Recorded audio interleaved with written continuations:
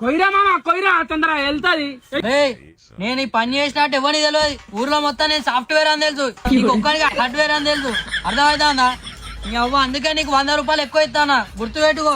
ముచ్చటేవాడు కానీ తెలిసింది అనుకో, ఈ పోల్ వాటి చంపుతా కింద తెగుతలేదు. పైన కొంచెం మందం ఉన్నది, నేను పైనకి ఎక్కి తెంపుతా. నువ్వు ఫస్ట్ గట్టిగా ఉండు.